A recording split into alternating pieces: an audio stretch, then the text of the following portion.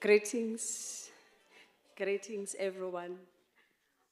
While we are still waiting to start our program, I would like to ask before I can even greet you that we are so sihleli nje sonke endaweni eyi-one. Can we split a little bit and just fill in these rows here? Thank you so much. Just a little bit to come forward to these rows that are here.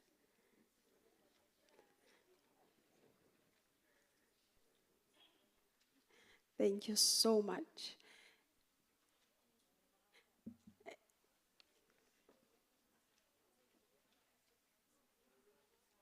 We're going to begin soon, just a few minutes. We're going to begin soon.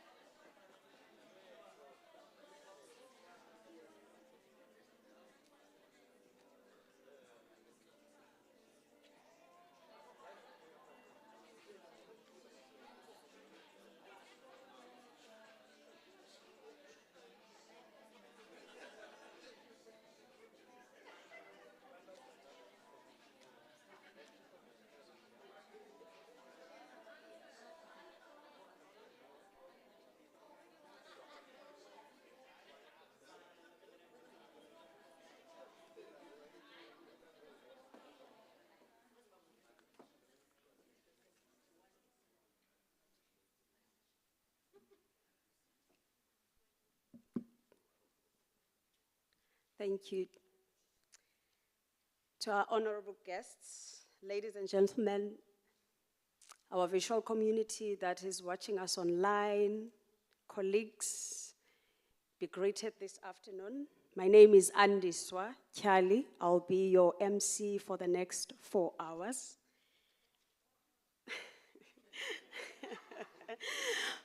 I'll be. And welcome. This is the event that we've been waiting for. CPUT, together with the Business Faculty of Science and Management Sciences, they have collaborated with our stakeholders, internal stakeholders, and with Desmond, Tutu, and Leah Legacy Foundation to put together this jam-packed program for today. And it is themed Inspiring Hope in the Students of 2024. I want to welcome you, and I want to ask you to embrace yourself, to be inspired. Up next, I'm going to call Madam Dean for Student Division, Madam Dean, Ms. Nongosi Cholwana, to come and give us our opening remarks.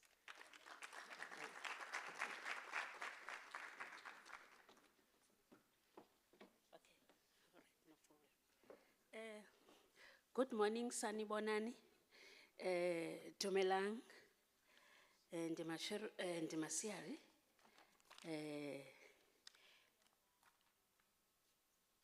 Good to be here today, and my job is very small. Just to say, the foundation for Bishop Tutu and Leah Foundation, I acknowledge you. The strategic initiatives and partnership led by Ms. Mkhase and our partners, the Center for Diversity and Inclusivity, and also the leadership of our students. I see the Central SRC and the local SRC leadership are here. I recognize your leadership and also for leading by example. First of all, colleagues, I would like to thank again the partnership and also the 3 partnership or the 4 partnership, and also for ensuring that this day becomes a huge success today. And I'm saying congratulations to all of you young leaders. We are finally here today. This is the day that I know all of us have been looking forward to. And I'm also impressed, Madam Program Director, I'm very much impressed with this young group of leaders. It shows this young group of leaders, they are here to ensure that their voices are heard. And I think I'm seeing a much more brighter future by looking at you. And also I'm seeing the world of tomorrow. I believe you will soon be standing or sitting on this podium and in many important positions, not only at CPUT, but also in your own community. I have just 2 messages for you today. Mine is to say, my first message is to say, now is the time to invest in young people. The second message is that now is the time to promote dialogue and understand youth across cultures and generations in order to advance all our people. I would also like to remind all of us that are here today that we have partnered with late advocate, Archbishop Desmond Tutu and Leah Tutu Foundation, because we all know who Archbishop, the late advocate Bishop was, with such infectious smile. But he had such passion for young people. I would like to remind you, colleagues, if you remember when he got his award in Dakar, I think in 1998, he made a very powerful speech. He said, young people are dreamers. Their dream is the dream of a better world for all.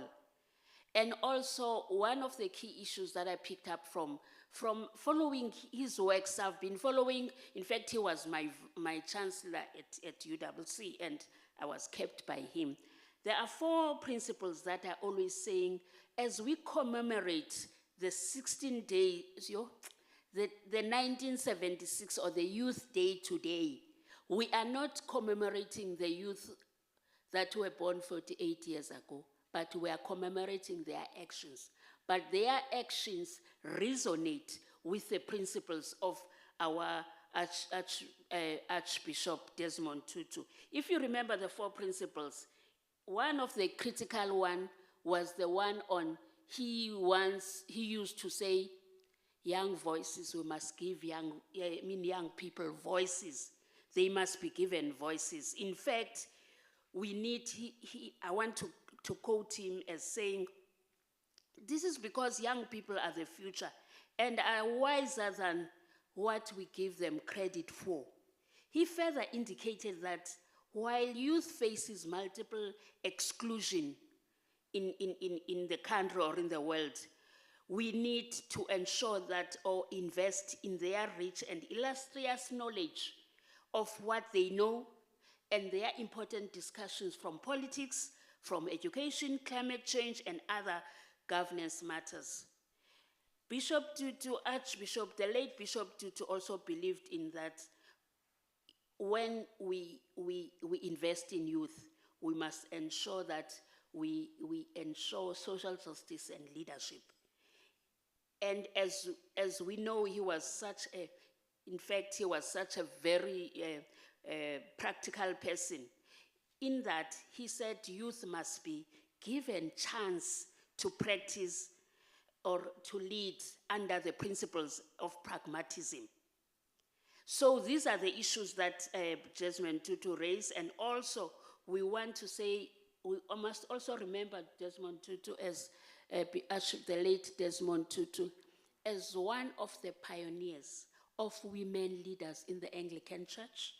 He also was one of the pioneers of LGBTQI in the church, and starting with his own daughter, and also for churches to recognize that gender equality and gender gender sensitivity is one of the pioneers, and we need, the youth of today must emulate those key issues. Remember, he was also very much passionate about the participation of youth in local, national, and international issues. He was saying we should ensure that we build the youth of South Africa as youth of their community, as leaders in their own community, but as leaders of South Africa and as leaders of Africa. He had such a and Africa and the world. In other words, we prepare our youth for the world. So, colleagues, I'm quoting him not because it is June 16, but I'm quoting him just because he always had passion for youth. As I end, I say we need to remember the youth that paved the way for what we hear today. And I'm just going to mention very few of them that are in our midst. We have Abo Mama Usbongile Mkhabela, the CEO of Nelson Mandela Children's Fund. We have Abo Mama Ndate Seth Mazibuko, the first principal of Morris Isaacson in Soweto, and who was at the forefront of those students that were fighting for Africans, in fact, for the liberation of the youth and also for ensuring that there's free education. We must take also debating from people like Bishop Malu Simpumlwana, the chairperson of the South African Council of Churches, or Professor Henry Nengwekulu. The list is endless. Even the Deputy Secretary of Parliament, Baby Jawa, is one of the youth of 1976 who are at the helm of society today. So, colleagues and wonderful young leaders today, because you are my leaders. I'm no longer, you are leading the world, you are my leaders. So I am saying to you, as young leaders, take the lead, take the baton, and take this world to the next value, and ensure that issues of discrimination, issues in terms of race, culture, gender, political affiliation, religious affiliation, and other forms of discrimination are destroyed to the core. And as leaders of today and leaders of from the institutions of higher learning, we must take the cue, take the baton from our the late Bishop Tutu and Nomam Leah. And with those few words, Madam Program Director, I am declaring this meeting open, and I thank you. And I'm sorry, I'm not going to stay because I have a council workshop, but I just decided that this is because I'm very passionate about youth. I just decided to say, let me just pop in, because I wanted you to take something from this workshop today. And all the best for the proceedings of the day. Over to you, Madam Chairperson.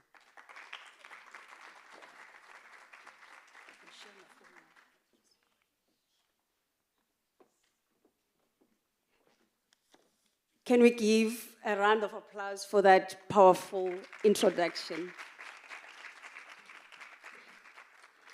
And we have some house rules that we need to set. We would like to ask that all cell phones be on silent. Also, on your, which is on my left, when you go out, there are restrooms on that side.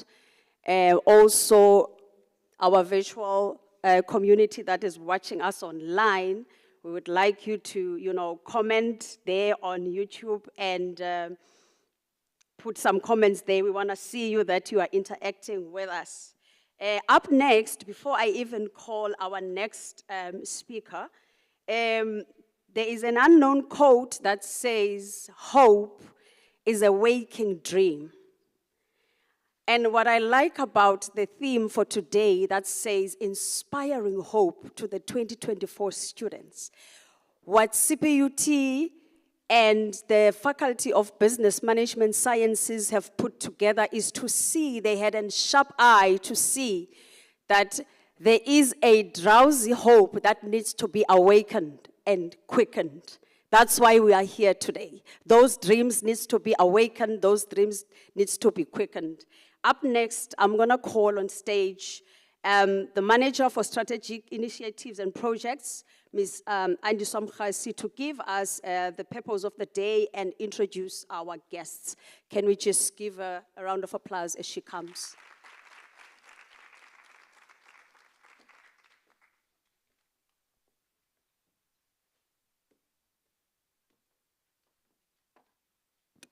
Tammy, please remove the banner and put it right there, please. Thank you very much. Tammy, please help me by removing the banner and put it right there. Thank you very much. That is your name, isn't it?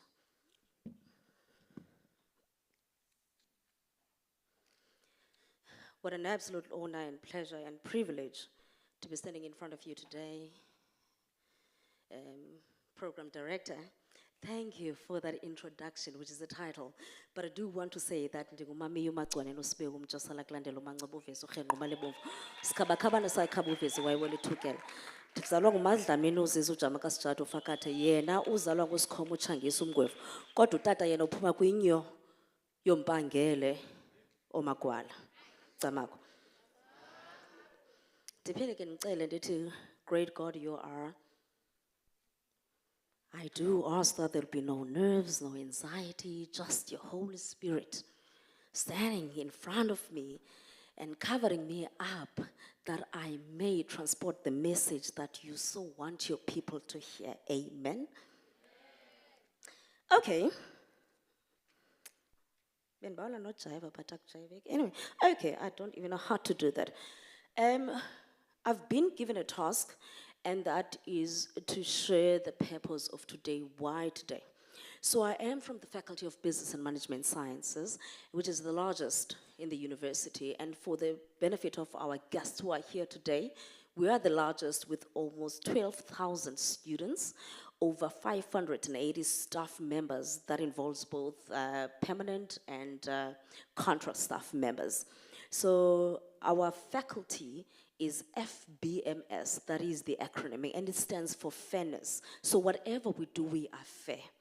And also the B stands for bold. We do pull some bold moves, as you can see the audience that we have and the artists that are going to be entertaining you throughout today. And of course, moral. Whatever we do is moral. We practice the highest level of integrity in whatever that we do. I often, when I meet with the team, whether virtually or in person, I could share my screen. They can see the emails, because morality and transparency is very key for us. And most importantly, we are sincere in everything that we do. We practice empathy. We put ourselves in anybody else's shoes. And that's what makes us the greatest and the boldest faculty in the Cape Peninsula University of Technology. So the purpose of today, as it has been highlighted by Madam Dean before, and that is really a commemoration of Youth Month. We commemorate the youth of 1976. Because the freedom and the education that we so enjoy today is because of their blood, sweat, and tears. It's because of the lives that have been lost. I don't even see Seraphina's here. Tonight, at our time, we used to do Seraphina on youth commemorations, but nonetheless, we do commemorate that as youth of today, we are faced with a number of issues. And what inspired the message of today, which is Inspire Hope in the student of 2024, is really to say we are facing with high unemployment. At the time when I joined university, for example, I had hope that when I graduate, my life will improve, my family's life will improve, and indeed that had happened. But when I fast forward and look at the youth of today, the student of today, it is not the case. There's high unemployment. We've got students that get raped by taxi drivers on their way to campus. We've got an issue of alcohol abuse, where we've got students already with Yamapuza face, okay, maybe not the after effects, but anyway, who can't sit still and focus because they abuse alcohol. We don't blame them. Perhaps it is the society, it is a reflection rather of the society that we have. But nonetheless, let's draw from the youth of 1976, who then said they were being shot and killed, live ammunition. They got out, mobilized, and said, not on our watch. We had 206 young people that RSVP'd to attend this event. We had to close the RSVP because it was filled to capacity and we didn't want to cause a stampede. I am quite disappointed that we're not even 50% through what was RSVP'd, but nonetheless. So the point is, why are we here today? How do we inspire the hope?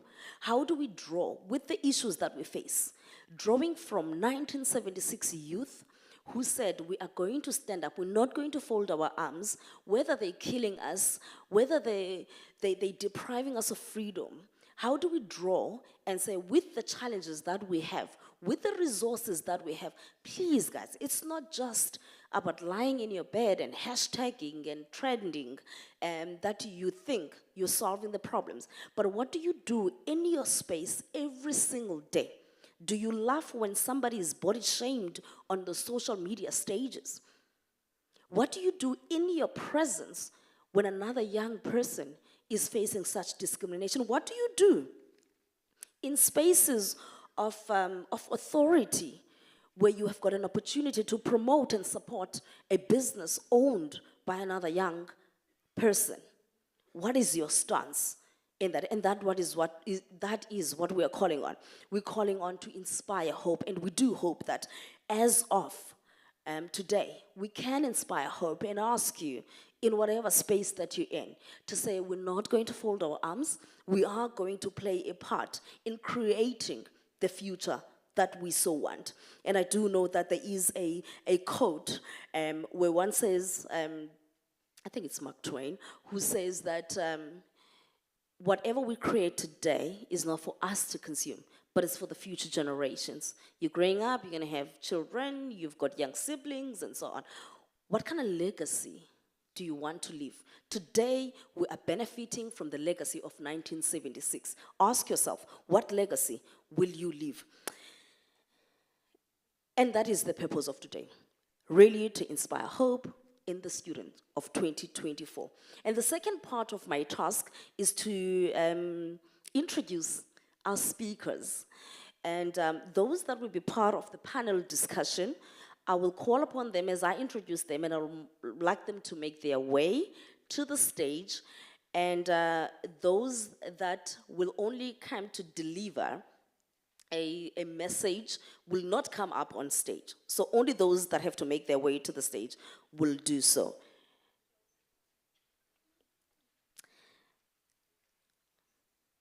Okay. And we will start with, as you know, by the way, this year, as Mam Nogos elaborated earlier on, the late Arch, Utatu Desmond Tutu, was awarded the Nobel Peace Prize, one of the highest world orders in terms of recognizing contribution that they make in the world towards peace. And this happened in 1984, right at the peak, may not necessarily at the peak, but right as the apartheid regime and discrimination was happening in our country. And there he was, being recognized globally for his contribution. So we are going to have a lecture by Ms. Charlene Huston, who's the program manager of the Tutu Legacy Foundation. And Charmaine, just to introduce her, is she's a community-centered, multidisciplinary educator and public historian, mainly practicing as a heritage professional and a documentary filmmaker.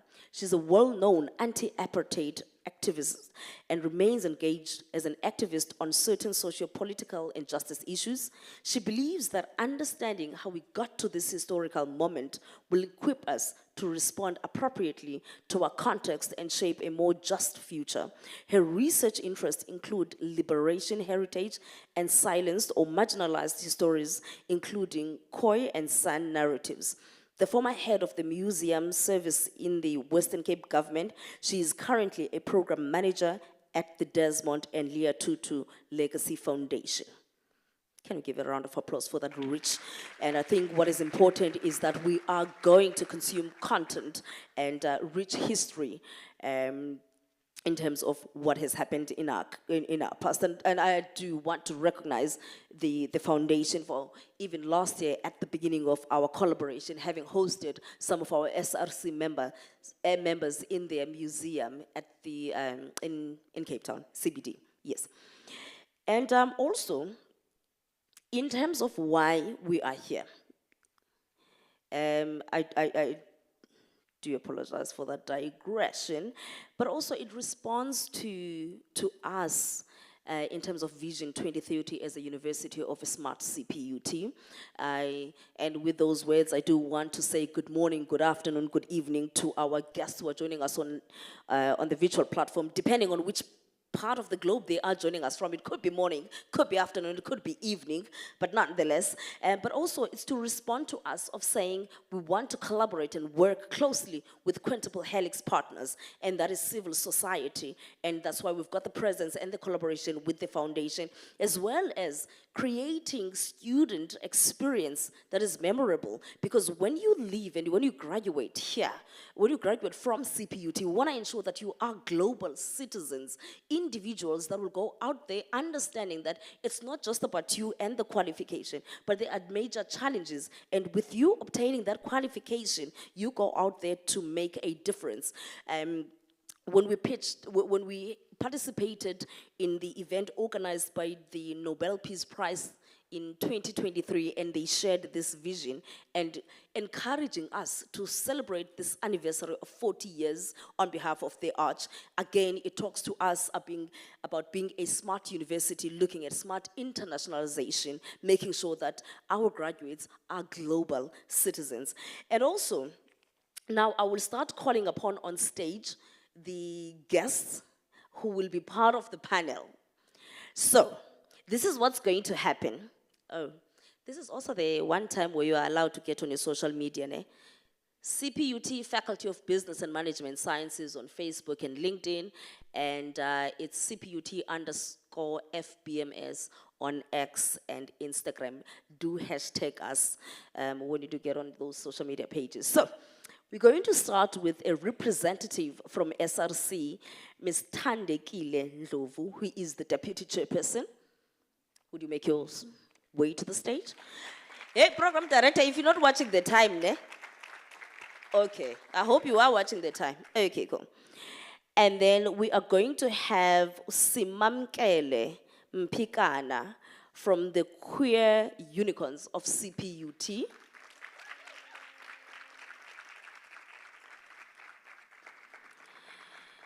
And then we do have social media influencers who have risen to fame by creating content that is genuine, authentic, and relatable, particularly around showing their genuine and honest life on TikTok. They have continued and have recently upgraded their content creation by launching a YouTube channel which is called the Gyan's Corner, and this is where they are able to engage with celebrities, engage with leaders of the country, and really what makes them unique, you may ask why this particular podcast, but what makes them unique is that they don't celebrate, they don't look only at what the person is right now, but they're interested in digging deep. How did you get to that point? Where do you come from? What are your roots? Because ultimately they're about inspiring, so that that young person who's looking up to them saying, I wish to be that celebrity or that leader one day, and I'm looking at myself not even having shoes, not having food today. Is it possible? I think they resonate highly with the theme of today of inspire hope while you face your challenges. We will welcome on stage Avile and Apiwe Kwankwa, the social media influencers.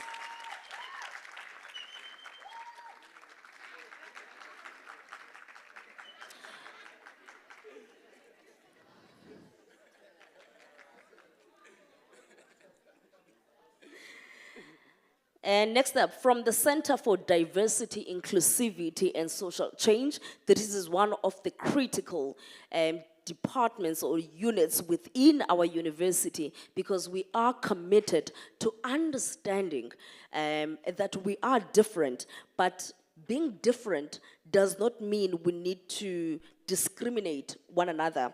Part of the CPUT's Vision 2030 is embedded on 3 pillars, and that is oneness, smartness, and embracing ukungafani, and that is diversity. So diversity does not only mean that we must be different skin color, different racial groups, but also our backgrounds. I may be coming from Etuwa, somebody else may be coming from KZN.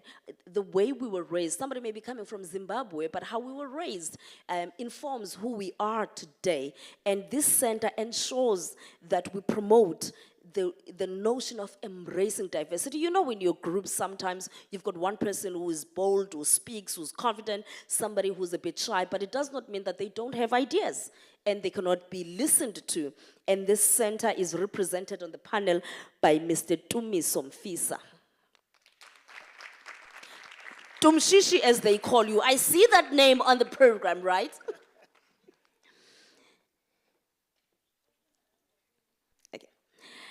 And I'm almost done, I promise you. We've got as well part of our speakers today, a grade 11 learner from Cura City, who has from a youngest age showed incredible writing and performance skills.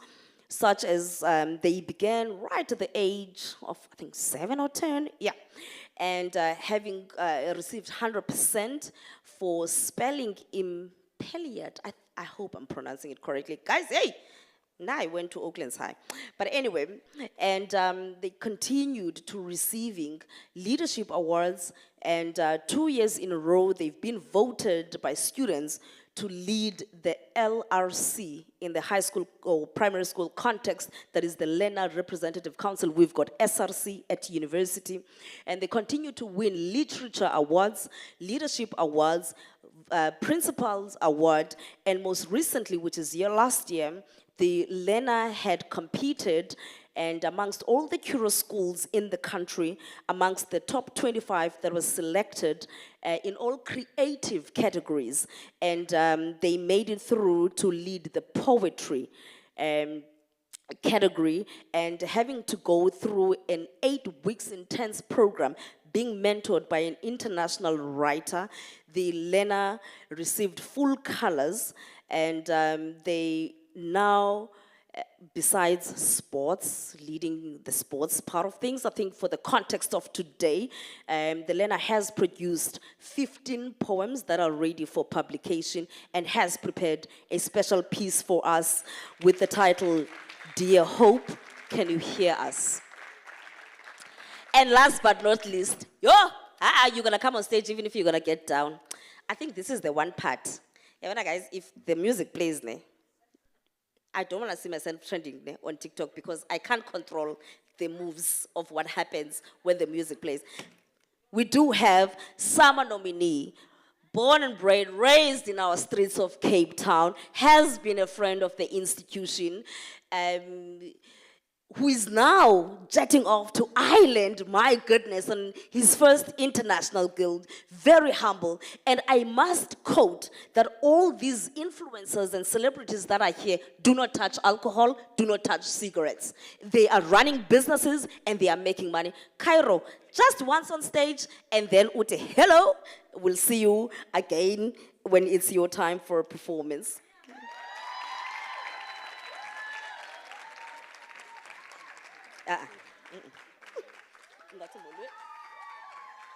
Di manbulise kumntu wonke lapha namhlanje. Cairo CPT.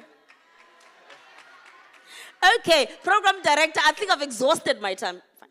I think I've exhausted my time. Now you, yeah. Yes. Okay.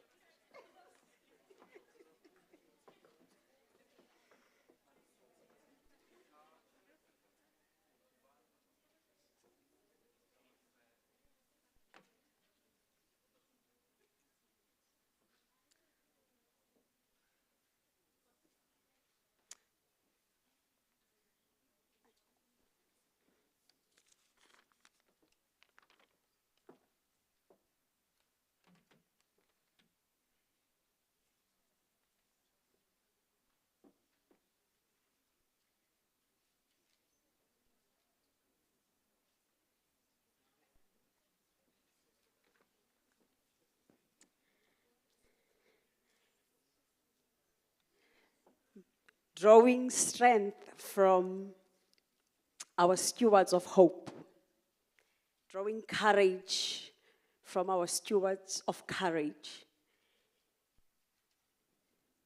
In the words of Arch, before I even call Ms. Charlene Houston, I would like to quote when he said, hope is being able to see that there is a light despite of all the darkness.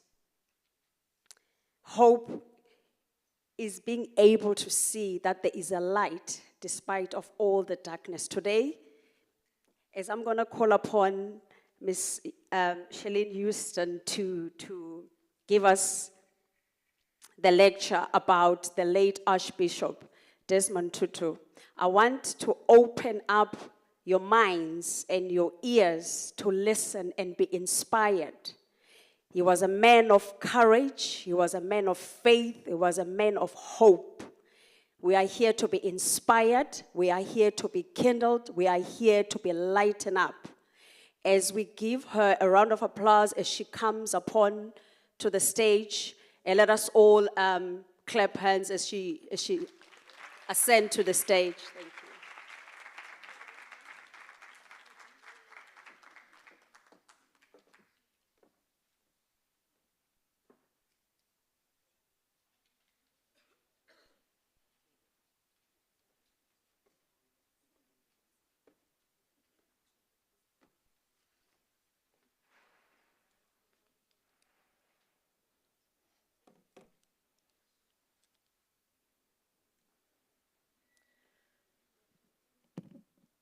To the Dean of Students, Ms. Tulwana, Manager of Strategic Initiatives and Projects, Ms. Khausi, honored guests, that amazing grade 11 student, to all of you, panelists and everybody else, celebrities and my colleagues from the Desmond and Leah Tutu Legacy Foundation, I say good afternoon, assalamu alaikum, moweni, and in the language of the people of the Cape, the indigenous people of the Cape, Tawedis.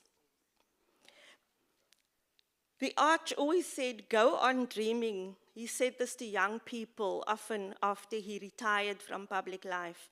Go on dreaming that we are going to have a different world. So, before we proceed, I ask you just to dream with me for a few seconds. You might close your eyes if you like. Imagine little girls and little boys growing up in circles of love, always treated like princesses and like princes.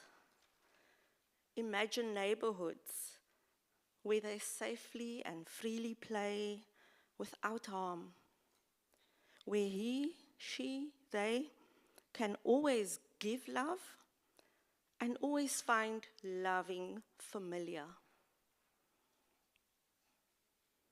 I thank you. On behalf of the Desmond and Leah Tutu Legacy Foundation, I greet you all in the brave spirit of the fallen youth of 1976. There was 17-year-old Xolile Mosi, the first to die in Langa, the first in the Cape, who died in Langa in August of that year. There was an unnamed 8-year-old boy in Mannenberg that September. From my own neck of the hoods in Grassy Park, there was Gary Balnardo, shot through his chest from the front. He was only 19. The list goes on. Nova Park, Athlone, Elsie's River, right here in Bellville. What started in Soweto had spread all over the country. So it's an honor for us to be here at this fine institution on Achiever Way, very appropriately named, because this is what that struggle was about. That struggle was about more than just language. It was not just about one day, June 16. It is to have come to a point where we have institutions like CPUT, where we have the leaders that I know are among you here already, as you are still students, the grade 11 student we heard about earlier. Some of you I've read about, and the Arch would have wanted me to acknowledge the international architecture and interior design students who represented not only this institution, but South Africa last year and won an international competition. Not only are they skilled and innovative, but they're also producing socially relevant, socially needed design work. You also have with you the person who, or the dance duo who won the first prize at the Western Province Majorettes and Cheerleading Association competition last year. And you also, very importantly, produced your first cohort of postgrad students who this year graduated in public administration. These are our future government officials, our future politicians, the public servants on whom so much depends in our country. And we know they're going to do this institution proud. So we are here at a fine institution amongst amazing young people, young leaders. You are not waiting to take your place in the world, you are taking your place in the world. And this warms my heart. I know the Arch would be so pleased with this. This means June 16 was not in vain. This thing we call June 16, or we call Soweto uprising, it doesn't really capture the impact of that time, of that period, of that event. As I said, the impact lives on through what's happening right here on Achiever Way today. But that day, June 16, was a culmination of hard work, of behind-the-scenes work. It was the result of young people building an organization, the South African student movement, building an organization and waiting for the right moment, reading the times, knowing when to strike. It was the ability to stand as a collective. And as Ms. Khazi said, there's a time when we must get off our social media, leave the hashtags, and act, and actually do. So this is what happened back then. And it erupted on June 16, but the work started long before the hard work of organizing. And it continued for months, which is why so many people lost their lives in and around that event.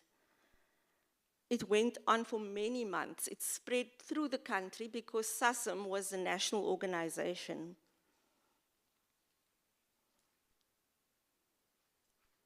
Marches, protests, arrests, tear gas, this became the norm in the months that followed June 16.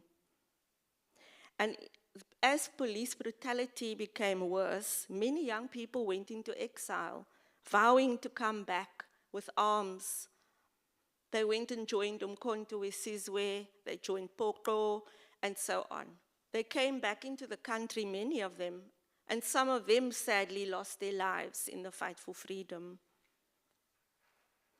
This was also my awakening in the late 1970s because all our leaders, liberation movements banned. Steve Biko became an important figure at that time. And we drew on Black consciousness to redefine ourselves, reorganize ourselves, and build until we had the unleashing of the United Democratic Front, of COSATU, the unbanning of our liberation movements, the unbanning of our leaders, the return of people like Nelson Mandela, who we campaigned for to be released from prison, and ultimately a day where we could all choose the government of our land, where we could all stand as equals. Well, somewhat as equals. That work continues. The quality of education was always important to the Arch. His father was an educator, and so he followed in his footsteps, and his first career choice was to teach. He became a teacher. Sadly, it was at the time when the apartheid regime had just begun and was growing in its confidence, in its arrogance, and introduced the ugly evil of Bantu education. And the Arch and Mrs. Tutu, both teachers at the time, took a stand as they began to understand what Bantu education meant, that it was there to make sure that there were different degrees of education for different kinds of Black people. Some Black people were supposed to think they're better than others, and the lower down the ladder you were, the lower you were in society, to the apartheid regime anyway. And the system was designed to make servants of us all. Nothing like what CPUT is producing today. So the Arch took a stand and he left teaching. But he always had his finger on the pulse. And as you know, he became a priest, later the first black dean in Johannesburg of the Anglican Church. He refused to get a permit to go and live at the church at St. Mary's in town because it's a white town. He would need a permit to live there. So he continued to live in Soweto, which made it easier for him to keep a finger on the pulse. And he saw June 16 coming. He wrote a letter to the Prime Minister. I'm reading you a section from that letter. He says, "I'm writing to you, sir, because I have a growing nightmarish fear that unless something drastic is done very soon, bloodshed and violence is going to happen in South Africa almost inevitably." The Arch wrote that in May 1976. The arrogant apartheid regime responded in the newspaper with a letter in the newspaper saying, "The broad masses of Soweto are perfectly content, perfectly happy. Black-white relationships at present are as healthy as can be. There is no danger whatsoever of a blow-up in Soweto." May 1976. So that was typical of the apartheid regime, the whitewashing, the lies, the propaganda. They said that everything was fine and everyone was happy. But then in June, we know what happened. The Arch ended up then supporting the parents whose children had been shot, injured, murdered. He was part of the Soweto Parents Crisis Committee. We had crisis committees popping up all over the place from then, and that went on until the 1990s. So the Arch always used his position, and I say this to you, young leaders, because you will find yourselves very soon in positions of influence. And you might not think you have influence, but you always do. So as a teacher, he took a stand. As the dean, he took a stand. He became the General Secretary of the South African Council of Churches in 1978. And here we see the Arch really going full on, using his position. He is now hooked into the World Council of Churches, and he travels from one country to the next, speaking to citizens, speaking to governments, prime ministers, presidents, except Ronald Reagan, who refused to see him in the US. And he's telling them about apartheid. Of course, he's not the only one. We know that there were many others in exile, our celebrities even, Maria Makeba and others also doing this work. Therefore, I say you always have influence, no matter where you are. So the Arch used this position to really push for economic sanctions against South Africa. He was saying, do not trade with the apartheid government until there's a change in government, until they admit defeat. Do not buy our oranges. Do not buy our red wines, which were considered to be some of the best in the world. Yes, jobs will be lost. We are prepared to make the sacrifice. That was the decision our workers made. We will make that sacrifice. Jobs will be lost, but we're asking the world to bring this government to its knees with us. Of course, he was hated for this. White South Africa hated him. South African state, the regime hated him. He was not popular, and it wasn't 2 years of him running around the world like this when they decided, hell no, we're taking your passport away. Him and Mrs. Tutu had their passports confiscated and they were not allowed to travel. He could not go and accept the many awards that were being bestowed on him around the world for the work that he was doing as a cleric, given that our political leaders were all banned, in prison, or in exile. So when finally he accepted the Nobel Peace Prize, which, as was mentioned, happened 40 years ago this year. This was 1984. Tutu said he's accepting the prize on behalf of all the people, all the oppressed people of South Africa. He said he's a representative. And he said that this is the prize coming to an African, and it was only the second South African after Albert Lutuli to have been awarded this prize. He said, this is a message of hope. The world sees us, the world supports us. And then Reagan opened up his door, because of course the prize gives you some status. And Reagan opened up his door, met with Tutu, the biggest economy in the world. Finally, we got them to boycott South Africa as well. So as I said earlier, Tutu took every platform. He took that Peace Prize and he said, you know what, all of a sudden, people are listening to me. I've been saying the same things for years, and now all of a sudden, certain people are willing to listen because I won the Peace Prize. He's like, okay, I'll take the Peace Prize and show it around and make sure they all know about it. And then they listen to us and we talk about how they need to help us, because the regime was lying to the world. Journalists were not allowed to report the things that were going on here. So Tutu always also urged who he called the oldies to listen to young people. He always encouraged young people to use their voices. He said, dream. You must imagine, but you must also take collective action. As I draw to a close, I'd like to share a poem that I wrote about June 16, about Boyisa Makubu.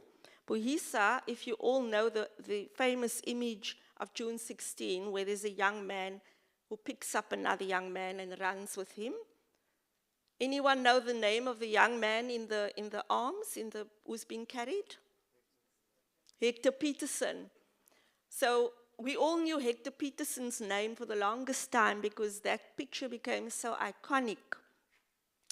And it took us many years, only years later, to find out the man carrying him was Boyisa Makubu, who had disappeared after that day. So my poem is for Boyisa, but my poem is also for the men of our country. It's for my brothers within earshot today.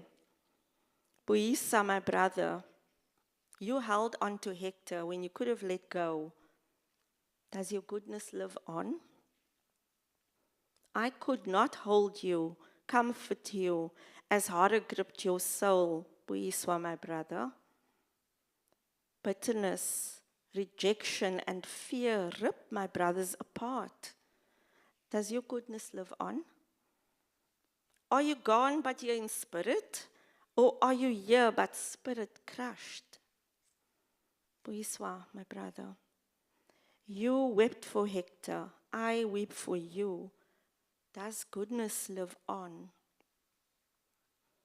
I seek your courageous, caring reflection, but my brothers inflict the pain they live now. Boyisa, my brother, oh, may your goodness live on.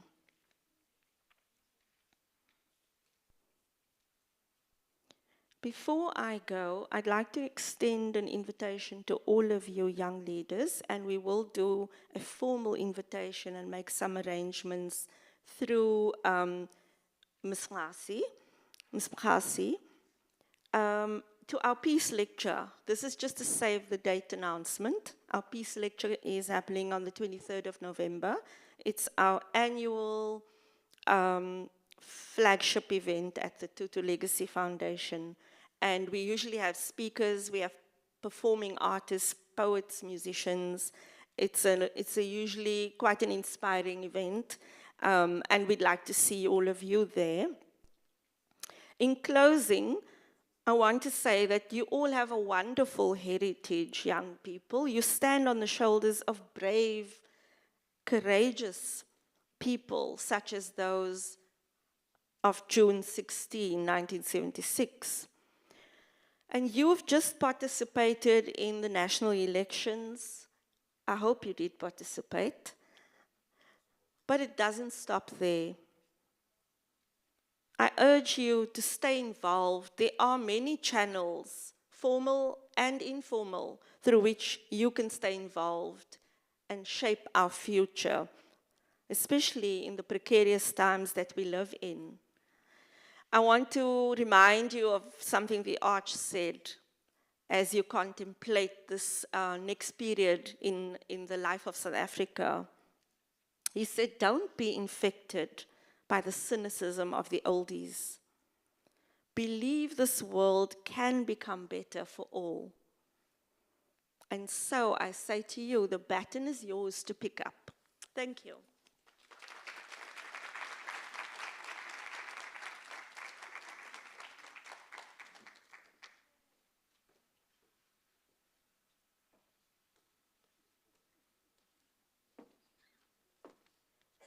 Wow, after that powerful message, can we just clap again to acknowledge, oh my goodness. Thank you so much, Ms. Charlene. Up next, before I can call upon the stage again, Ms. Khasi, to lead the panel with some discussions and moderate it. From what we have just heard now, and especially the poem about Boyisa, the hero that he was. There's a famous musician that I believe most of us will know that has a song that says, there's a hero that lies in you. It is inside of you. So today we are here to draw strength and quicken that hero that is in you. Also, for our next discussion, I would like to just say these few words, that we have the power as young people to make the nation that we dream about, to awaken that dream. I'm calling upon the stage Ms. Ansom Khasi to lead the discussion. Let us give her a round of applause as she comes on stage.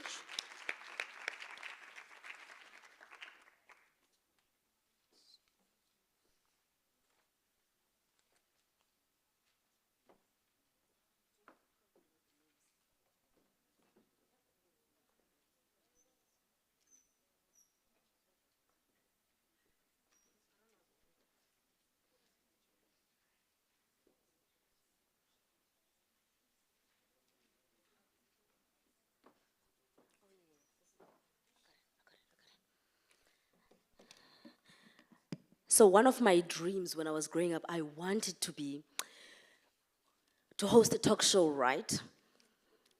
I don't know whether, Charlene, did I dream enough? You know, when you took us through the process of dreaming, I was like, I think I did not dream enough, ne? I wanted to be a host of a radio talk show where I get to ask questions. But I think I dreamed it. I was halfway there because now my dream J is about to come through. I'll be asking some questions here. So please bear with me if I'm very excited. Dream come true. Christmas comes once a year.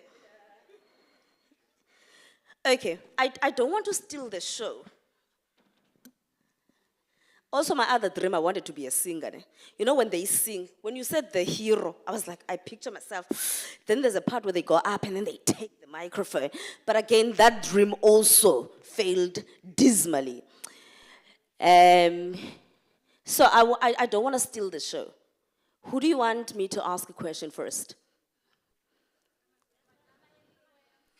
Which ones? Because I think all of them are hot. Which one? Okay, let's not steal the show. Who should we ask a question first? Which one? Which one of them? There are two. Okay, Apiwe. Okay, let's get the show started now, can't we? Okay, hey, this is going to be fun. So I was given a script? I think I was. This is going to be very interesting. They said I must not bring anything written. It's one smart CPUT. Everything must be digital. So I'm subscribing to all those things. Where are the questions? Oh, here we go. Kunjan. Highlighter, okay. This is not TikTok where you do the volume. Yeah, you are live here. There we go. You can test it. Sexy Jan? Okay, sure. Sexy Jan. Are you the only Jan that matters? Kaloku Jani. Okay. Who are you? Who am I? Tungu Chao. Okay. Mdangi kachiwo. Nkosi yami ukhawuta. Waphiwe khwankwa. Mama nguChase usaliwa. Who am I? You know, I'm a regular dude and Fananani, you know. I believe everyone is unique also. So I just also believe myself that I'm unique. So there's nothing different about me from you guys. I just captured my moments and portrayed them on TikTok, yes. So is that why you decided? Because we just want to know what made you decide to go the digital content creator. Was that part of your strategy in terms of your career? Is this something that you've always wanted to do? It was a dream. Well, you know, since as a young kid, I always wanted to make this face, $1 million face, you know. I haven't reached it yet, you know. I'm on my way, you know. I'm in the good path with a good team, you know. Having people that believe in this dream also is a beautiful thing, you know. Yeah, man, guys, man, Siskijan. Should we give them a break to breathe before we get another question? Or must we just everything? They want a Okay. So what would you say is the one thing that is negatively affecting the youth of South Africa? And how do you wish it could be solved? Umama that left said it, but it's unemployment, you know. So unemployment is a very huge problem in South Africa, you know, which when you, you know, unemployment, you look for other things to do, you know, which resonates to people doing crime, you know, drug abuse, you know. Wenza ntoni endlini uzofumana into yokwenza uzophuma for uyophanda in which way? In a legal way, you know, because like the doors are not opening, the qualifications, you know, that you did are not opening the doors that they are supposed to be opening. So what are you doing? So khangela indlela. Or when's my challenge? Ndikuxelele. Okay, get up and do the challenge. Get up and do. Get up and do the challenge. So I'll pretend to be, what's the latest challenge? God, now DJ, ho. So we're going to pretend as if we're having music. Yeah. So they must see live what you guys do wherever you do it from, right? I'm being fair, right? Oh, okay, thank you. Frema batalha, look. Kaloku. It's 16 now. Okay, which challenge are you going to do? I saw recently, we're not going to talk about Cairo. Is a man that come.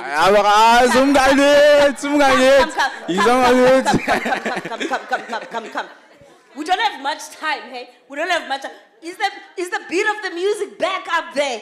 They won't understand. It was our time. when we had umzekezeke. Ati bring the beat of the music back, man. Okay, so there was this challenge I saw last night. I also don't know how TikTok operates, but I found it somehow. Are you gonna play Carol's song? And then they do that move they made so that they can see you guys doing it live. Yeah? Kurt? Sired? No music? Oh my sex. The title of the song, Oh My Sex. Saxophone, the musical instrument. S-A-X. Correct, Kyra? S-A-X. The musical instrument on youth commemoration. Guys, don't do things that we don't do. Guys, I'm gonna give you a few seconds. You can stand up. Feel free. Okay. Yenzani ke what you guys did last time. We wanna see it live.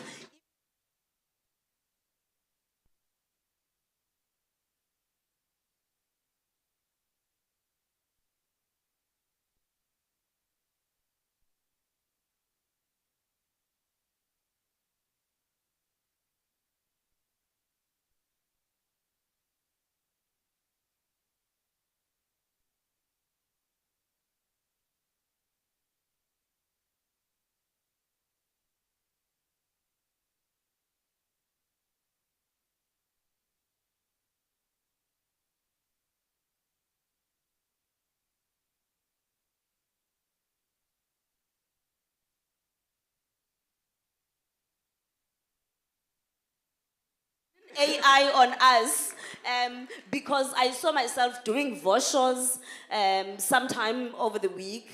I don't know how it was done, but I can tell you I didn't do a voice show. I don't know how to do it, but AI made me do. So who do you want to hear from next? Who do you want to hear from next? Hey? SRC. Mete, Kunjan. So you'll introduce yourself. Thank you. I was shocked. Someone was like, Utandi. Sanbona, Dumelang, and to everyone.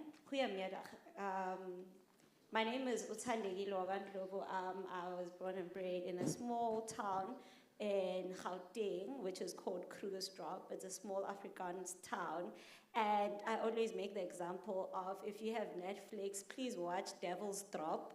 The serial murderer there was one of my teachers. I know it's something I can't brag about, but that's where I come from, and that's who I am. I'm not a murderer, don't get me wrong. But I come from that small town, and how I describe myself, I recently graduated this year from the program of Bachelor of Paralegal Studies, and currently pursuing my postgrad studies in focusing on business administration.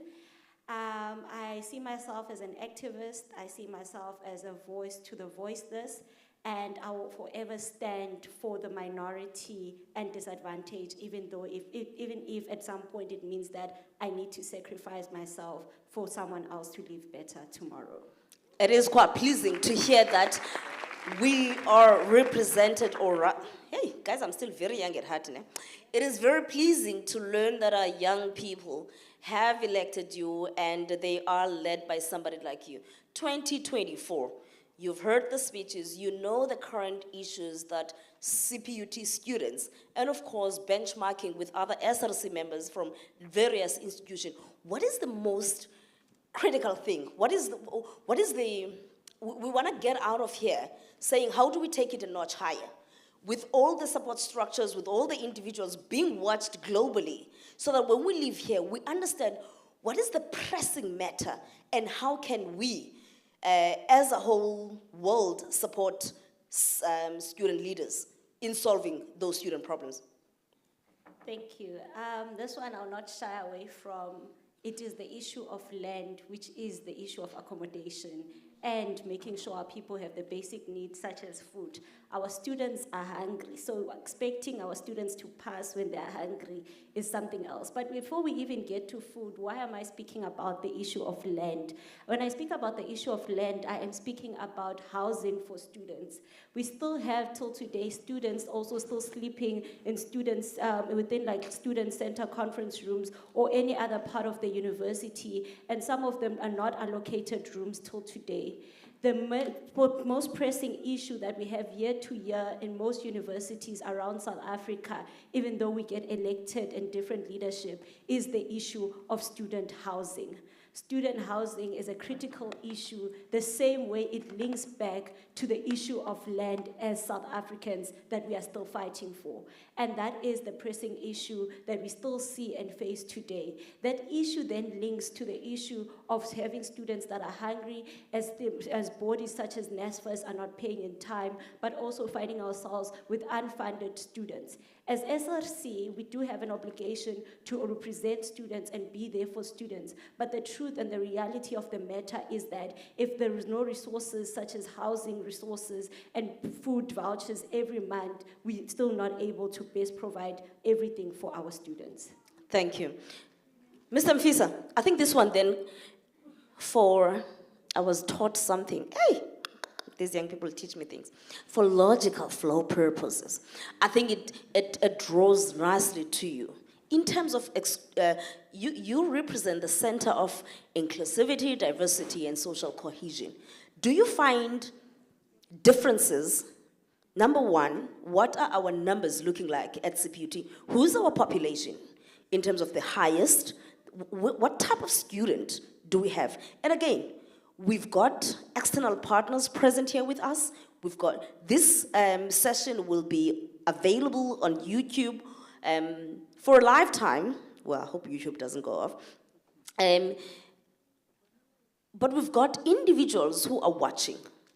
We've got pressing matters. Who is our student, and how do you ensure, how diverse are they, and how does the institution ensure inclusivity, that there's no special focus on a particular student, that all our students are treated equally and fairly?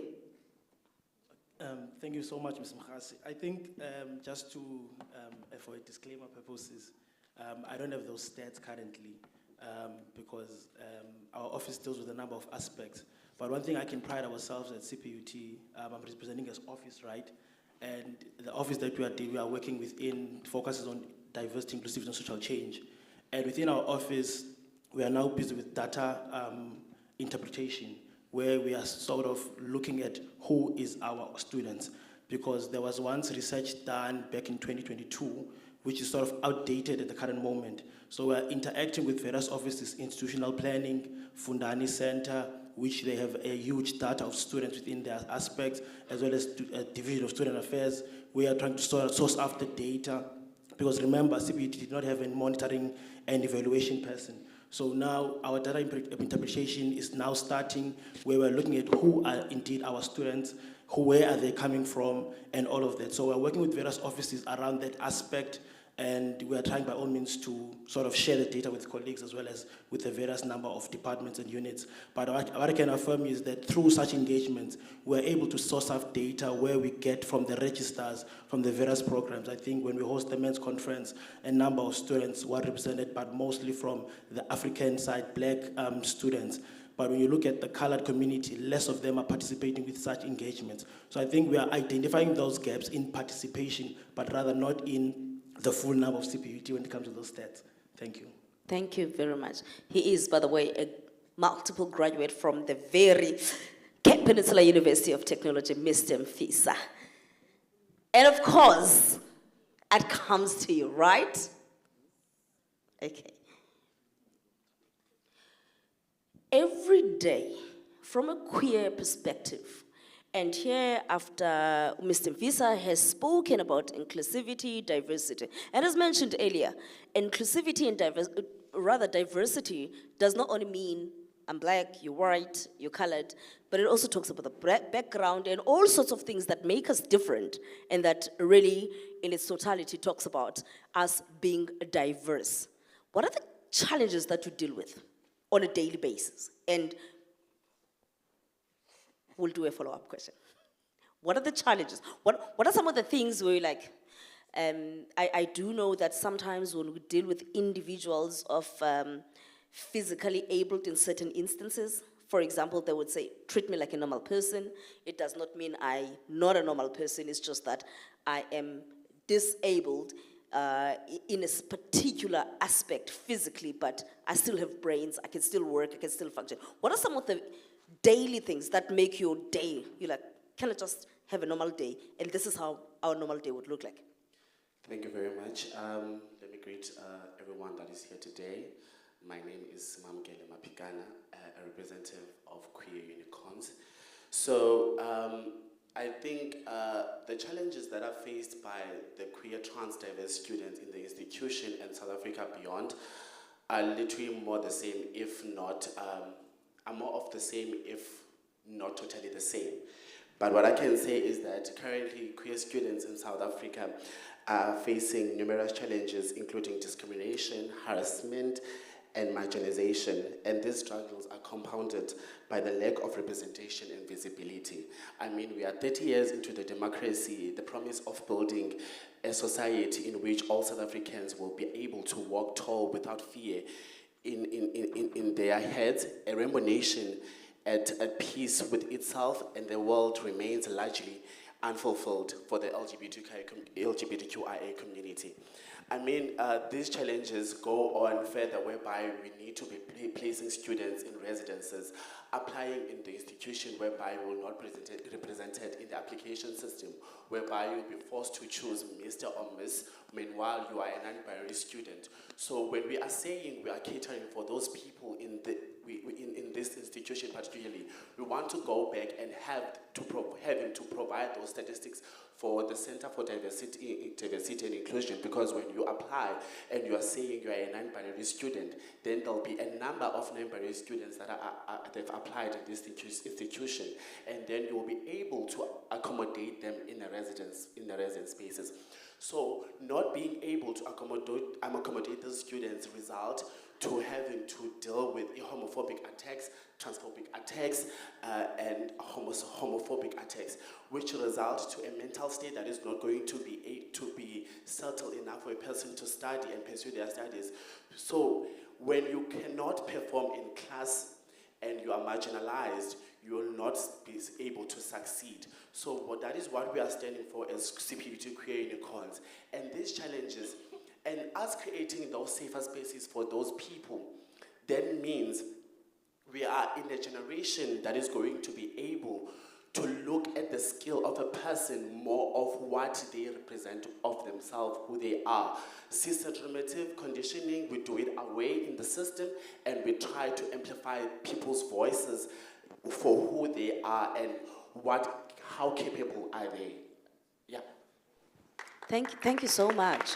Thank you so much for that insight. Once again, we do have the Deputy Dean of Students, Mr. Jabulo Mapumulo, right here with us. And of course, being from Student Affairs, getting an understanding of what this, and I must acknowledge that they are official partners of this event, and that also signifies their commitment to understanding the needs of the students. I think we need to breathe a little bit, and let's take it to the digital space now, shouldn't we? I think so. Okay. This is for another Jan, right? Guys, do you know them? Really? How do you know them? What makes you know them?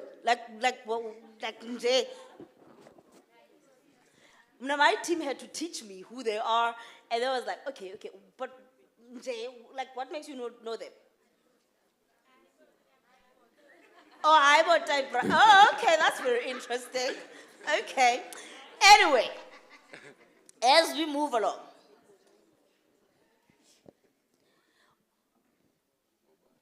Avile, what are some of the challenges that you face as a content creator?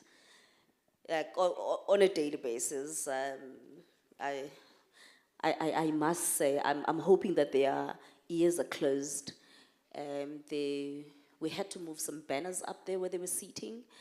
And then there had to be some cameras as they were walking up. And all we heard, it's content, content, okay. I was like, yo, this guy's working.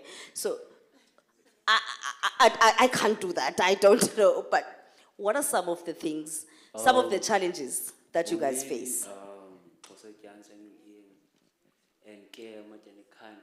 Sexy. There are so many challenges, but so stick away one, which is cyberbullying. Recently on Facebook, I was training for my looks, because I have a structure is different from abanye bantu, which I understand.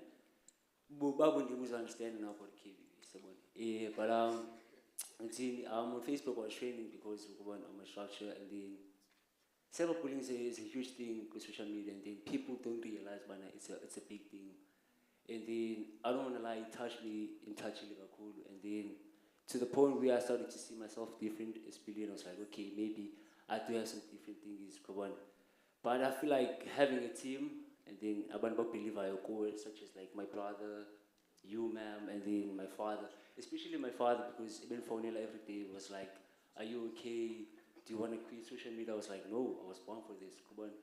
This is me. But cyberbullying is a big thing. I feel like we should change the way we think. It's influential, amanje. Simnika breathe, okanye simthi ba ba ba ba ba. Okay, they want a ba ba ba. Are you ready? Okay, Oti, let's bring it on. Okay, well, guys, technology. I'm not gonna show. Guys, I must not trend. So if you were to look back, when I was doing some research, I did some research about all of you, by the way. When I did some research about you, I saw your pictures when you were little and all of that. Looking back to where you are and I know the journey that you guys have went through over the past festive season, what is the one thing that you would say to the little you? So you didn't know what you know now, but if you were to speak to that young person and look at them, what would you say to them? And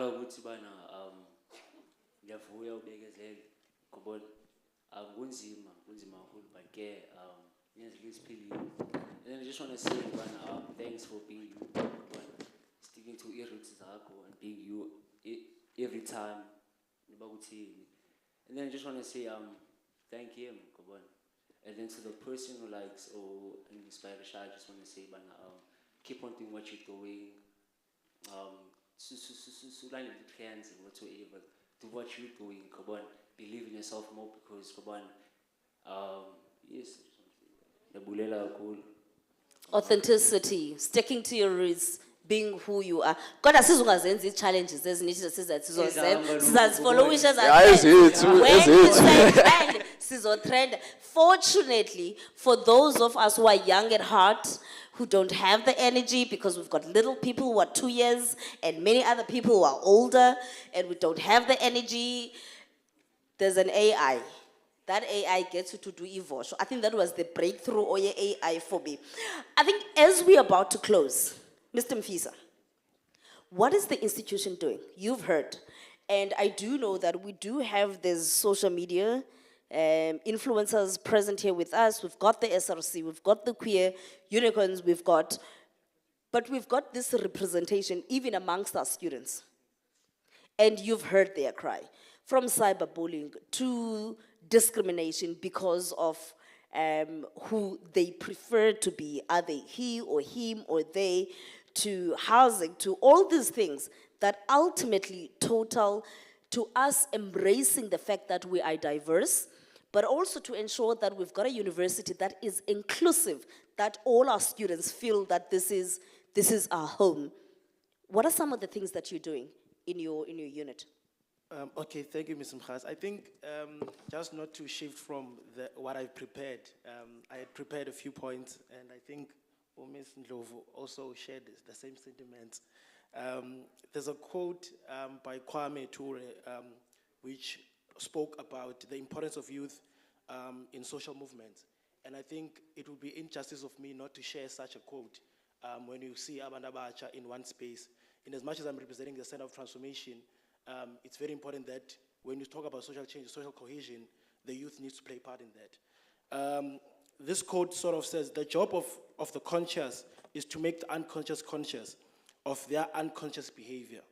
Then another quote is saying, young people have always been the spark for the revolution, for revolutionary change. They have the energy, the idealism, and the vision to push society forward. So these quotes basically highlight Kwame Ture's belief around having the energy of the youth involved in what we call social movement. We cannot do anything without the youth, for the youth without the youth. And it's something that about occupying spaces. And I think with our center, what we have now sort of tried to prioritize is the consciousness part. We've got a youth that is engaging on various programs, but they're unconscious when they do these things. And in order for you to become conscious, it means that you need to come to such engagements where you speak and sharpen ideas as well as opinions. We come from different backgrounds, and at the center of everything, when you come from different backgrounds and different societies and different opinions and belief, we then come at CPUT where we embrace oneness. We've got what we call the Vision 2030, which speaks to a number of things around oneness and smartness. It speaks about ubuntu, ubunye, ukungafani. If you come within this space, you need to ensure that in as much as you come with your own opinion, you need to ensure that there's diversity as well as inclusivity within our spaces. But we cannot have a youth that is not willing to participate. You will look at the previous elections where a number of youth did not participate. What could be the cause of that? Because if we also want to piggyback on the inspiring of the youth of 2024, we cannot miss out, we cannot forget the 1976 ones, because we need to celebrate them in as much as the day calls for us to recall and sort of reflect and sort of introspect ourselves on the things we are doing today. We've got a few things that are hindrance for the youth, which is alcohol abuse, substance abuse, you name it. Those are the things put in place to be barriers of our progress as the youth in South Africa. But it needs us to ensure that we embrace our heritage that draws back to 1976. It did not only start in 1976, it continues now in 2024, where we are looking at the quality of education. Is it beneficial for us, the output that we're bringing outside when we are graduated, or are we not beneficial within our societies? So as an institution, to focus on what we do as an institution is that we do a various number of dialogues, number of sensitization topics, which speaks to diversity and inclusivity and social change. We focus on doing trainings as well, the train the trainer, which goes towards GPV, which goes to go on a number of programs. Also another part of it, as we've got the Xhosa Janzas here as well, is that we've got the men's program, the men's initiative, which is driven to focus on young men of CPUT. The boy child is always left behind, but we think through the collaboration within CPUT, with the various number of departments, there's been a shift in the focus of building a forum where men come in one place. Then we've also got the Empower Her program, which speaks to young women. Then we've got the CBD Queer Unicorns, which brings apart the queer community. So there are many other aspects and communities which are there in place for you to partake in that. So I think through the legacy program, which is mentioned by our keynote speaker, it is important that we dream big, because if our dreams are not sharpened by other dreams, it means that we'll stay in one place. When you dream and when you hope for something that you are hoping for, it means that you're hoping for something big. But the dream was bigger than Younger East. Not to say I'm leaving behind the way I grew up from, but it means that wherever I go, I see it bigger than and with possibilities, because there were two options for me. It's either ningena cancerism or else ningena skela. When you enter into school, they call you by names. They say that uyimofi. When you enter into, sorry to use the terms of Kabanulandus, but that's the terminology of ICAS. So that's the term you are given. If you choose to go to SKL, they call you by that name. But when you decide to join them, they say, because there was a choice an individual makes. So when you make your choice today, make sure that your choice, just to respect the day, there's a quote by Archbishop Tutu that I want to share, because there's a quote. The Hope one has already been read, but there's just this one quote that I need to share. It speaks volume to us as we're here today. It's just this one quote, and then I'll be done. And the quote begins as saying, do a little bit of good where you are. It's those little bits of good that puts together that puts together that overwhelm the world. So if we sit down in our own segments as we conscientize one another, it is important that when we sharpen our minds, we take it outside of where we are going, because I never knew that I'll study UCT. But as I enter UCT, I enter with an approach of saying that I am now well groomed within CPUT, but I come with a different perspective because I was able to embrace my tradition, I was able to embrace my heritage, as well as to work with one another, because if there's no collectiveness within us, it means that everything will never be reached. So if we can reach that common understanding of that there's one common goal, and that's the liberation of the black child, we will then understand that the movement is within us, and it will need us to play part in that. So we have a bright future, and it needs us to work those particles that are the differences which our office then, Ms. Ras, as I end, brings about the change within us. So I will end there just for respect of the day. Thank you. Thank you so much. Please do give a round of applause for our panel. You can stay right up here. I think the seats are comfortable, right? And I think we can take multiple pictures. Some of us can even look back and take selfies where we've got them in our background. So y'all gotta sit right here. And program director, I think my job is done, isn't it? I hope guys, give a round of applause for me. Ow, wow. Niyazivimba izandla. Ah.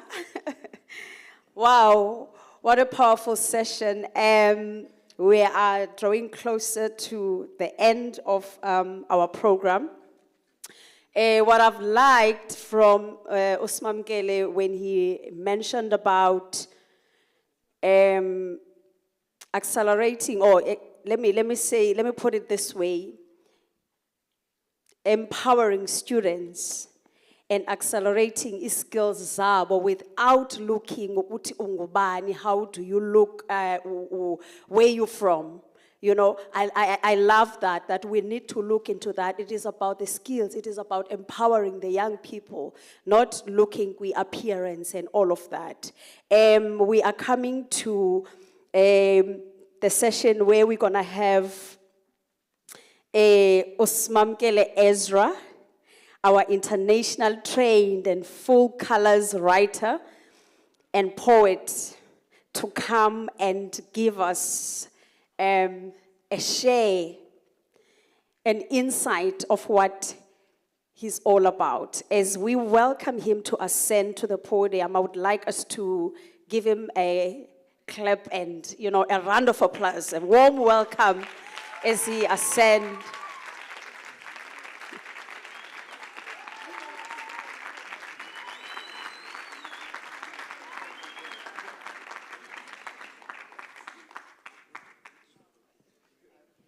Hello guys.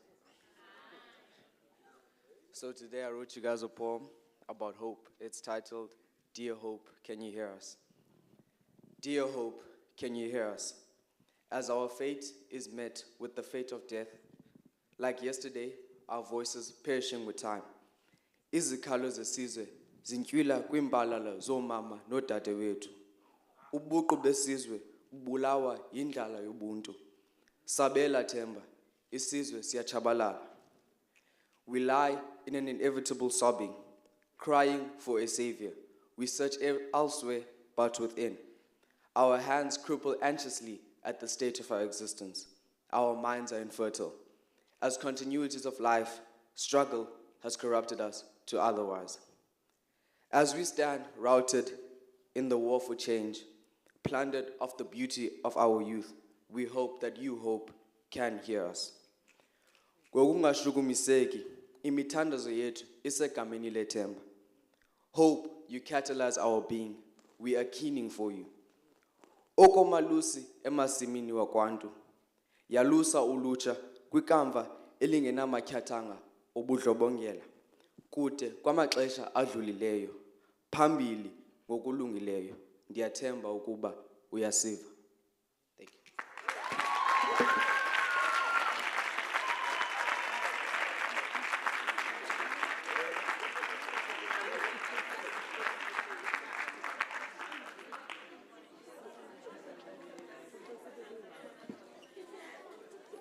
They want to ask questions. The audience wants to ask questions because we do have a question and answer. Should I do that? You sure? Okay, your hair, apparently There was a part, I do apologize. Can we do a round of applause for our poet? Osia. It is quite pleasing to hear learners, youth under the age of 18, young boys in South Africa today that can still look at hope. It is very pleasing. I have just been called into order by former leaders, current leaders, ancestors of leadership, that there is a part of question and answers for the panel.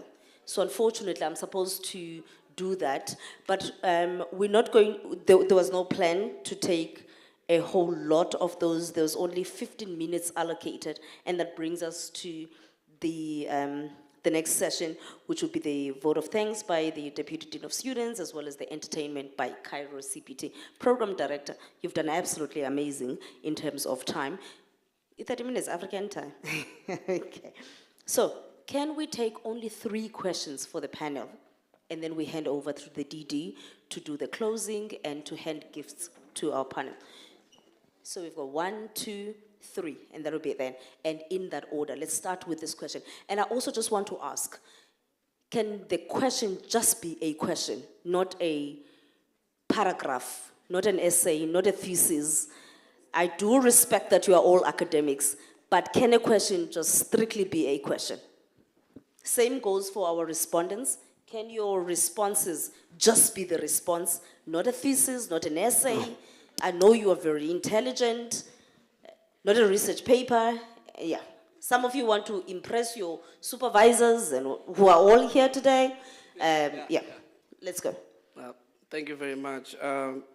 Speaking is Tamisel Bizondi, former SG of SRC, current housing and transport. So I think I will just try by all means to learn to the business of the day, because we're speaking of hope for the youth. And I think I've seen it, everyone was quoting, if you can allow me in just 2 minutes.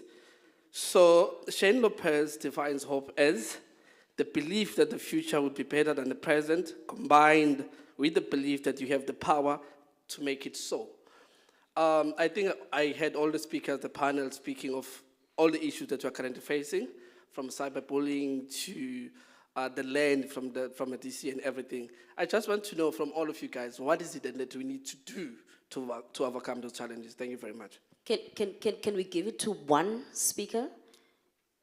Because we have other questions. So we can't allow you to ask all 5 of them.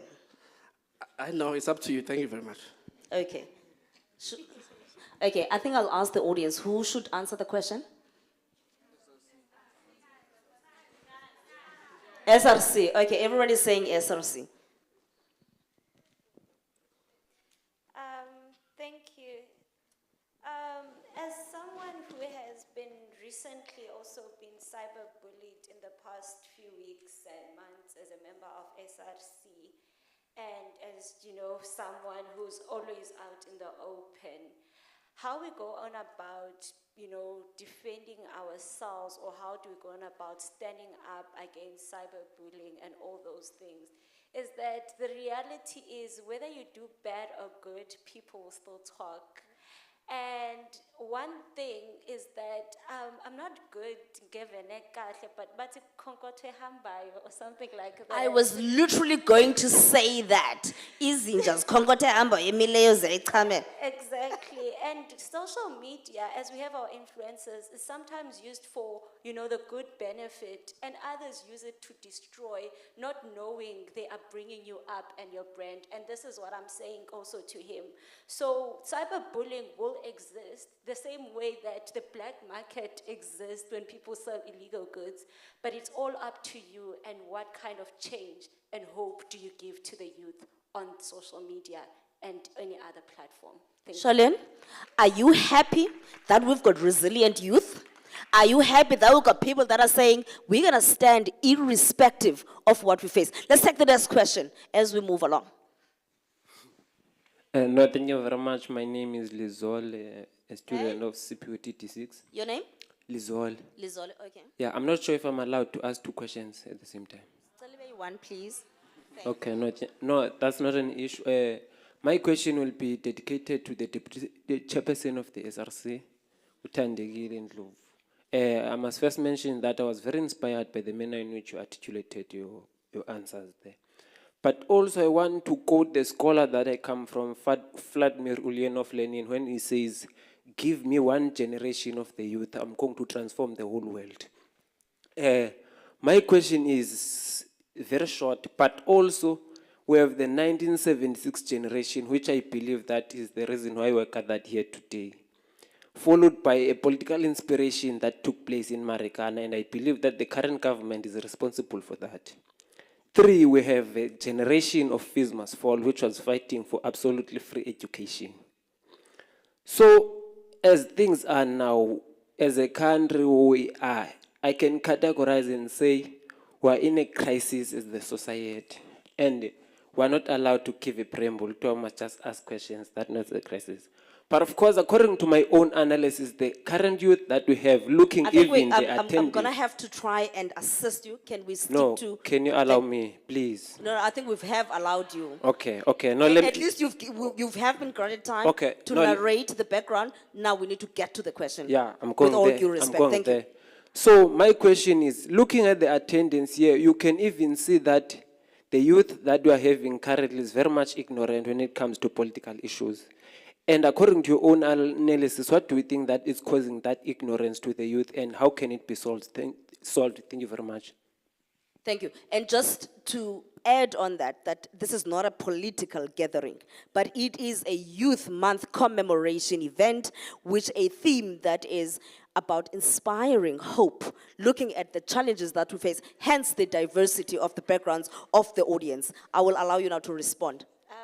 Thank you, ma'am, Andiswa, for that. And to respond to you about youth being ignorant, I didn't know the panel would turn out like this, but I had prepared points on giving hope to youth through research and innovation, basically making sure that we get the youth to engage in reading more and investing more into understanding things that are more research-based and encouraging them. Taking note that if we respond to your question, also linking it to history, many Black people in the past did not have the privilege of even having access to research and academia and all those. Therefore, today's youth, that is the youth of 2024, needs to take over those spaces. The way we will be heard is if we start writing those articles and being in those spaces and making sure our names are documented and not only on the front page of a newspaper for protesting, but our voice being heard in academic spaces. Thank you. Thank you. And as we take the last question, I think there was a lady here. Okay. Good afternoon, ladies and gentlemen. My name is Nomvula Mlambo. I'm a second-year student from Wellington campus, and I am here as a peer educator. I have a question for the SRC chairperson again. I'm sorry, but the perspective I'm asking from is that of CPUT students. She mentioned that there is lack of resources when it comes to land, which is housing, and food insecurity. So I wanted to ask, as the SRC, what are you doing? How far are you going? What kind of pressure are you putting on the institution to ensure that the food insecurity and the land problem is being tackled? And then I'm sorry, I know you didn't say, we said we shouldn't ask 2 questions. And I am going to cut you. In the space of fairness, transparency, we're going to do that, unfortunately. And I think the question, once again, it is really about your role, because you can only play one role. You are part of the stakeholders, you're not the decision makers, but there is a community where you've got representation as SRC in these kind of discussions. Have you tabled these discussions? Thank you for those questions. I'm actually honored with all the questions. My role in the SRC is that as deputy chairperson is to deal with day-to-day operations, and mostly what your question is based on is based on policies of the university. I'm honored that the deputy president is also here today, and I think you should have a quick chat with him, asking him that based on what has the SG and the president done thus far when they attend these council meetings. Those are the answers that you need as students, and what has been done thus far. And not only that, the deputy president also is the policy head of the SRC, and that will be where you get more answers. My day-to-day operations, we've managed to get food for students through Gift of the Givers at the period where there was no food and we were struggling with accommodation. We've done our part, and the rest now lies within the policies and those who sit in council. Thank you very much. Program Director, I think my job is done.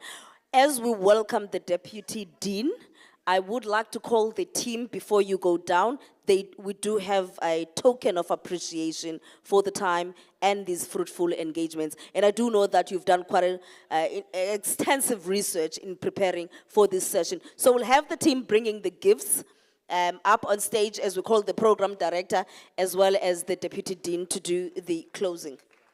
I know nifunu jive and I act.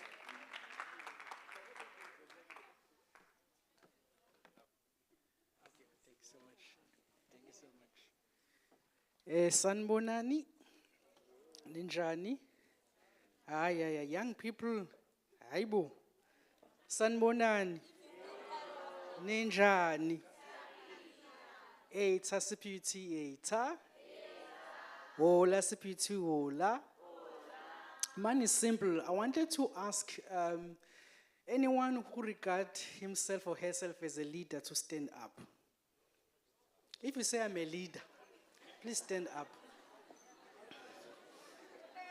And I just want the rest just to look around. I want you to see the leaders and the followers. I want you to look. Okay. Is more leaders. The leaders in front. Okay. Thank you. And the rest? Followers. It's what? Handlers. Okay.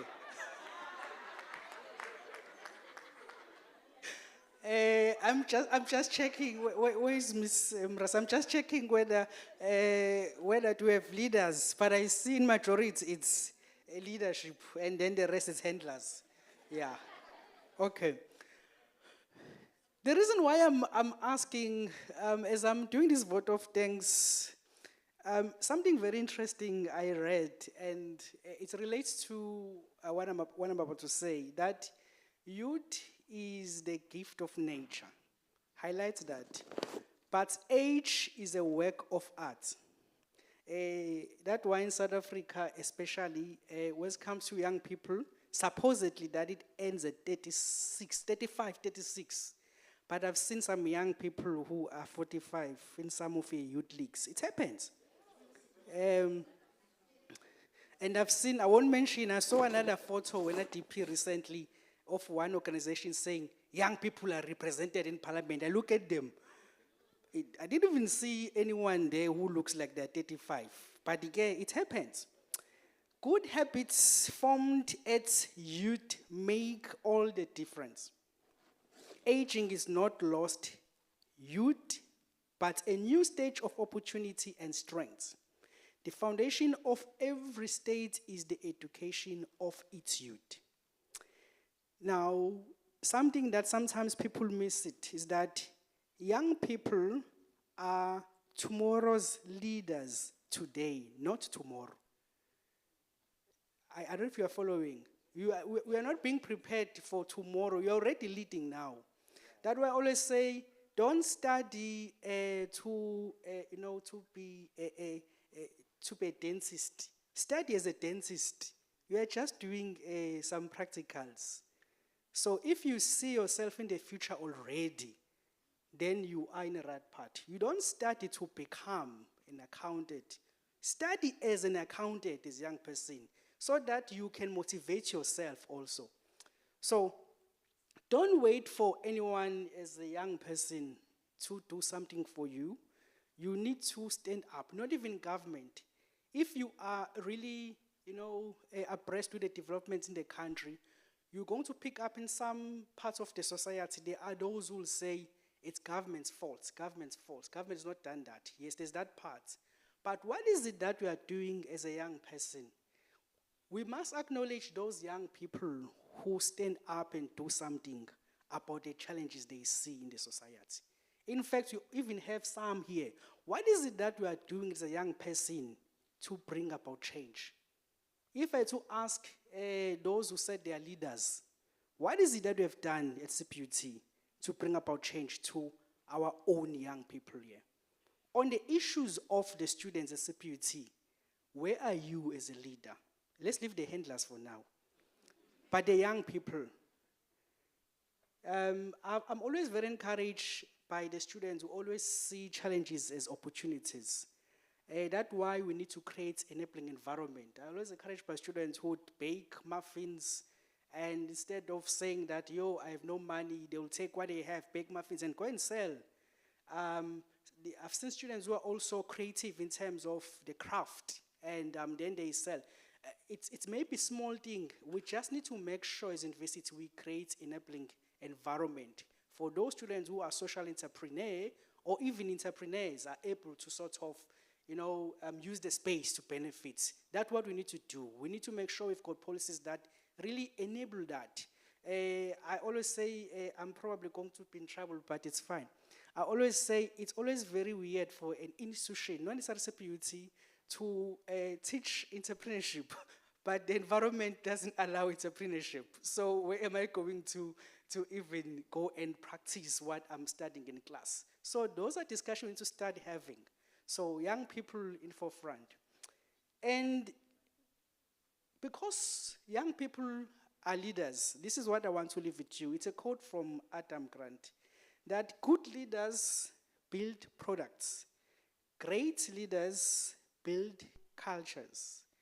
Good leaders deliver results. Great leaders develop people. Good leaders have a vision. Great leaders have values. Good leaders are role models, and great leaders are role models in life. I just want to leave you with that, as especially those who see themselves as leaders of tomorrow, today. With those words, I just want to invite you as young people to join the leaders like your organizations such as Queer Unicorn, your SRCs, all those structures. Those are structures that stands for young people. I always hear when other students say, no, SRC is for certain students. There's no such thing. But those are the platforms to make sure that the voice of students is heard. There are many other ways. I was very impressed when I arrived at CPT. I saw that, there's Queer Unicorn. So that means the voice of the LGBTIQ community is being represented. How to ensure that we then impact the committees, that our voice is heard, and et cetera, et cetera. I'm not sure, SRC, don't kill me on this. I'm not sure whether do SRC students know that SRC, when they go to a committee, they speak on your behalf. Whether you agreed or not, that's the power of the voice of young people. So that's why it's important when SRC engage the students, you also engage. When SRC says there's a meeting, you also be there to hear what is it that they cause. Whatever that get decided, they get to represent you. So every time I see an SRC member, whether local or central, I don't see that one person. I see someone who represented 6,000 students. So that person is there to speak for the rest of the university. So let us use those platforms that are available to our disposal to make sure that the voice of young people is heard in our community. With those words, I would like to take this opportunity to appreciate our key stakeholders, in particular the external, the Desmond and Lead Tutu Legacy Foundation, and we're looking forward to the annual peace lecture. And I also want to emphasize for those who probably have not attended one before, to make sure that there's no payment at all.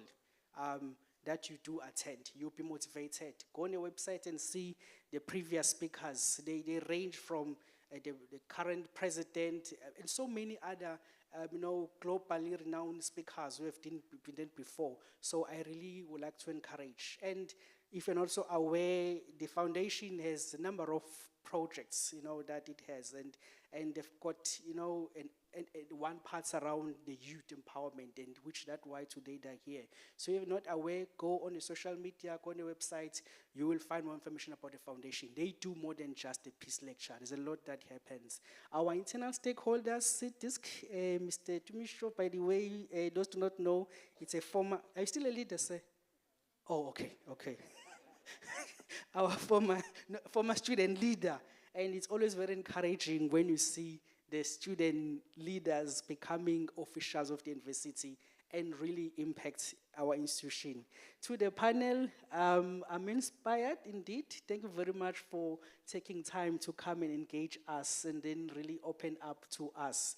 I've seen a couple of colleagues, I'm not going to mention everyone, but I've seen colleagues from different parts of the university, the academia, supports, our MCT colleagues are here. We'd like to appreciate you. And of course, the office that has been encouraging, this gathering today.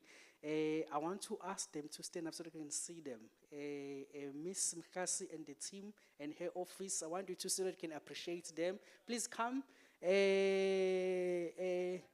These are the organizers who have put all of us together. There's the rest of them outside. I want us to appreciate them for amazing work that they've done.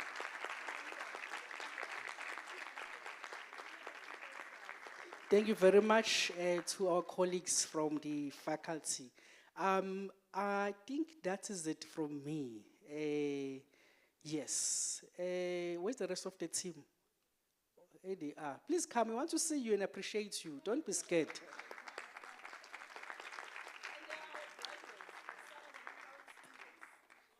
Yes, it's our students and some are graduates. I think it's our own students. It's not maybe someone coming from outside. Yes, thank you very much really for putting everything together. Appreciate it. Welcome back from Denmark. Where? My colleague there, she knows. Was it Denmark or China? Thailand? Ireland. Welcome back.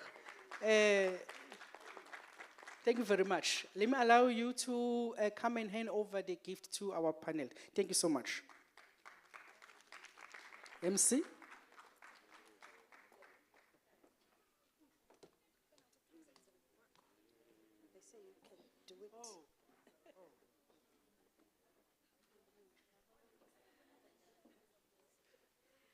I was given a tender to give you gift. Okay,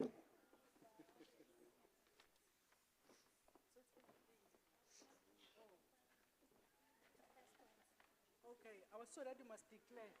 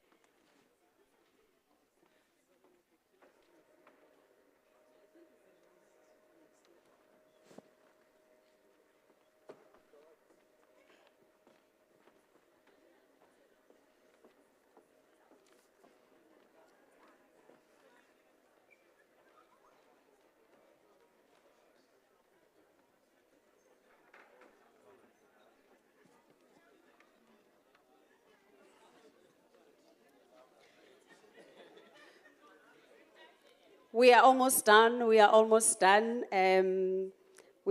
going to the entertainment and the lunch that has been prepared for us.